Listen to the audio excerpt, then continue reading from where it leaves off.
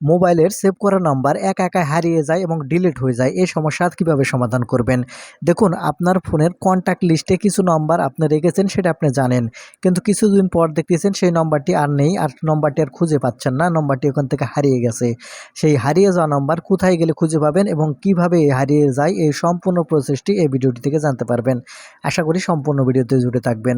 আর মূল ভিডিওতে যাওয়ার আগে ছোট্ট একটা রিকোয়েস্ট করবো, শুধু ভিডিওটিতে লাইক দিয়ে ভিডিওটি শেয়ার করে রাখবেন, প্রয়োজনে কাজে আসবে। তাই আপনার কন্ট্যাক্ট লিস্টের নাম্বার হারিয়ে যায় এবং ডিলিট হয়ে যায়, এই সমস্যার সমাধান করার জন্য সর্বপ্রথম আপনার ফোনের জিমেল অ্যাপ ওপেন করবেন। জিমেল অ্যাপ ওপেন করলে উপরে দেখতে পাবেন এই আপনাদের লোগো আইকন, জিমেলের এই লোগো আইকনের উপর ক্লিক করবেন। তারপরে আপনাকে এরকম ইন্টারফেসে নিয়ে আসবে। এখানে একটু ভালো করে লক্ষ্য রাখবেন, এখানে একটু জিনিস দেখলে আপনি 50% সমাধান এখান থেকে পেয়ে যাবেন।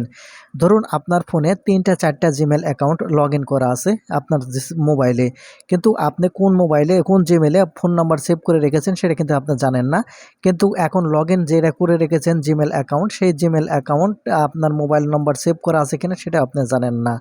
হয়তো দেখা যায় আপনি অন্য একটি জিমেল অ্যাকাউন্টে আপনার ফোন নাম্বারগুলো সেভ করে রেখেছিলেন, কিন্তু এখন লগ ইন করা আছে অন্য আরেকটি জিমেল অ্যাকাউন্ট।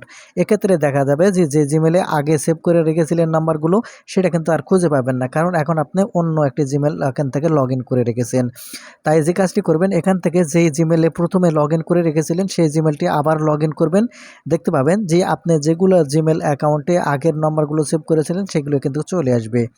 আর এখন একেবারে যদি এখান থেকে নম্বরগুলো ডিলিট হয়ে যায়, সেটা কিভাবে আপনারা রিকভারি করে নিয়ে আসবেন সেটা এখন আমি দেখাচ্ছি। সেজন্য আপনার ফোনের এই জিমেল এই অপশানে ওপেন করার পর ডেটা অ্যান্ড প্রাইভেসি এই অপশানে ক্লিক করবেন।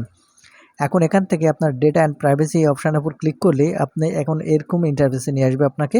আপনি এখান থেকে স্ক্রল করে চলে আসবেন। আসার পর এখানে আপনারা দেখতে পাবেন download or delete your data. এখন এখান থেকে ডাউনলোড ইওর ডেটা এই অপশানের অ্যারো বাটনের উপর ক্লিক করবেন। এখন এখান থেকে আপনি অ্যারো বাটনের উপর ক্লিক করার সাথে সাথে আপনাকে এরকম ইন্টারফেসে নিয়ে আসবে। এখন এখান থেকে আপনারা নিচের দিকে যদি লক্ষ্য করেন, তাহলে আপনারা এখান থেকে দেখতে পাবেন অনেকগুলো অপশান এখান থেকে শো করবে। এখন এখান থেকে আপনার নিচের দিকে আসলে দেখতে পাবেন প্রত্যেকটা অপশানের কিন্তু এখান থেকে টিক চিহ্ন দেওয়া আছে। এখানে দেখতে পাচ্ছেন এতগুলো অপশান কিন্তু মার্ক হয়ে আছে। আর সেটা যদি আপনি নিচের দিকে লক্ষ্য করেন, তাহলে এখান থেকে এসে দেখতে পাবেন আপনাদের প্রত্যেকটা কিন্তু মার্ক করা থাকবে।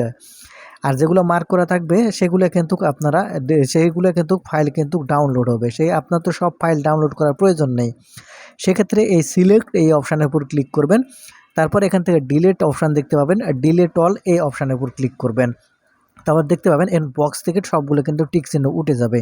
এখন এখান থেকে স্ক্রল করে নিচের দিকে আসবেন, আসলে এখান থেকে যে কন্টাক্ট যে অপশানটি দেখতে পাবেন, এখন এই বক্সে এখান থেকে আপনার টিক চিহ্নটি দিয়ে নেবেন। তাহলে দেখতে পাবেন যে একটা করে সিঙ্গেল একটা অপশানটি এখান থেকে আপনাদের সিলেক্ট হবে।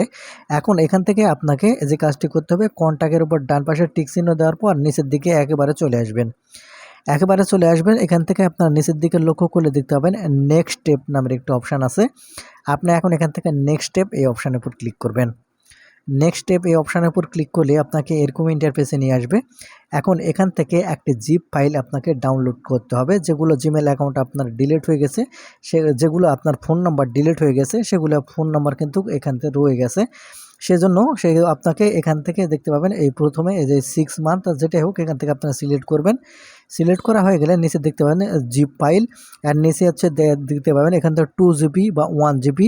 এটা আপনারা 1 জিবি বা 2 জিবি যেটাই হোক এখান থেকে আপনারা সিলেক্ট করে নেবেন।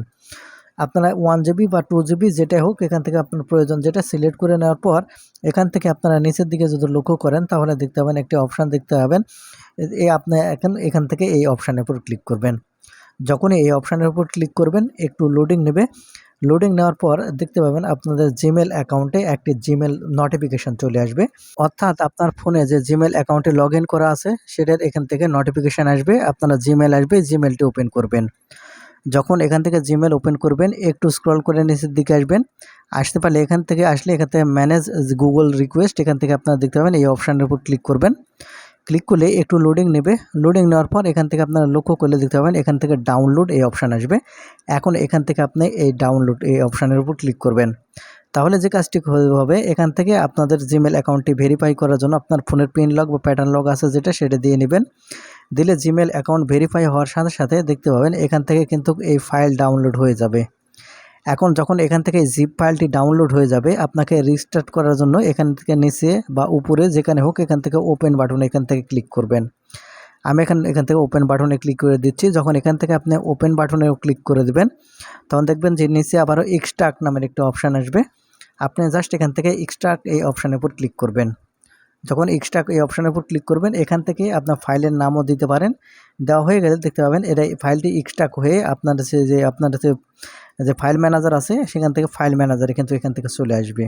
যখনই ফাইল ম্যানেজারে চলে আসবে, এখান থেকে এই ফাইলটি ওপেন করার পর এখান থেকে আপনাদের গ্যালারিতে আপনারা খুব সহজে নিয়ে আসতে পারবেন।